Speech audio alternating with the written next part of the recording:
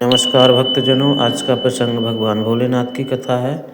तो प्रारंभ करते हैं। ओम नमः शिवाय, ओम नमः शिवाय। ओम त्र्यंबकं यजामहे सुगंधित पुष्टिवर्धनम् उर्वारुकबन्धनान् मृत्युमुचिरमामृतात्। कथा प्रारंभ। बहुत समय पहले हिमालय की शांत घाटियों के बीच एक गांव था जिसका नाम था शांति धाम। गांव छोटा था पर लोगों के मन बड़े पवित्र थे। उस गांव का एक युवक था विभोर। वह शिव भक्त था पर मन में एक प्रश्न हमेशा उठता था, क्या भगवान सच में मेरी सुनते हैं? वह रोज मंदिर जाता, घंटियां बजाता, बिलपत्र चढ़ाता, लेकिन मन में कहीं ना कहीं संदेह था। एक दिन उसके जीवन में ऐसा चमत्कार हुआ जिसने उसके मन के सारे संदेह हमेशा हमेशा के लिए मिटा दिए। गांव के पास एक पुराना कपिलेश्वर शिवालय था। वह प्राचीन था, टूटा फूटा था, कोई वहां नहीं जाता था। पर विभोर को खिंचाव सा महसूस हुआ। वह शाम के समय अकेला मंदिर के अंदर गया, दिया जलाया और बोला, भोलेनाथ, मुझे बस एक संकेत दे दो कि आप मेरे साथ हो। जैसे ही उसने आंखें बंद की, ठंडी हवा चली। मंदिर के कोने में रखा डमरू अपने आप धीरे से बज उठा और शिवलिंग के ऊपर रखा जल स्वयं टपकने लगा। विभोर घबरा गया पर मन में अजीब शांति सी भी हुई। उसे लगा जैसे कोई उसके बहुत पास खड़ा हो। स्नेह भरी आवाज आई, डर मत बच्चा, मैं हूँ, हमेशा से हूँ।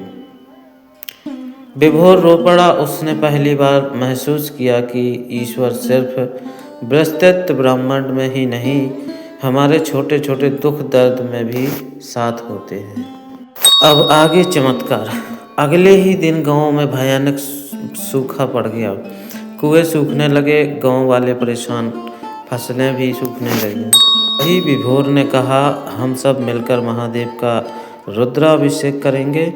गांव वालों ने कहा, इतना बड़ा कष्ट है, क्या पूजा से बदल जाएगा?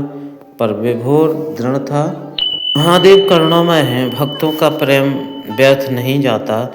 सब लोग उस प्राचीन कपिलेश्वर मंदिर पहुँचे। सबके हाथों में जल था और होठों पर मंत्र, ओम नमः शिवाय, ओम नमः शिवाय।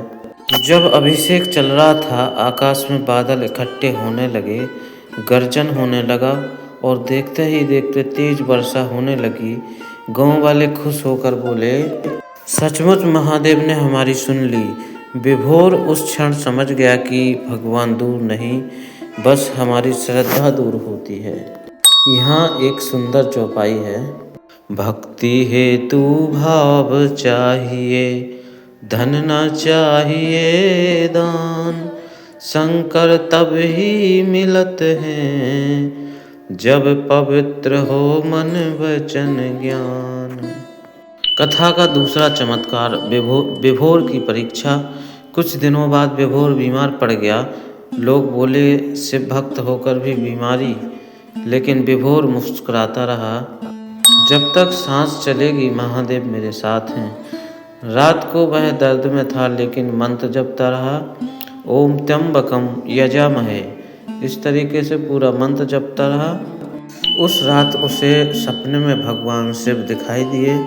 शिव बोले, विभोर, हर भक्त की परीक्षा ली जाती है, यदि सुख में साथ दो और दुख में भी याद रखो तो वही सच्ची भक्ति है। सुबह उठकर विभोर बिल्कुल स्वस्थ था।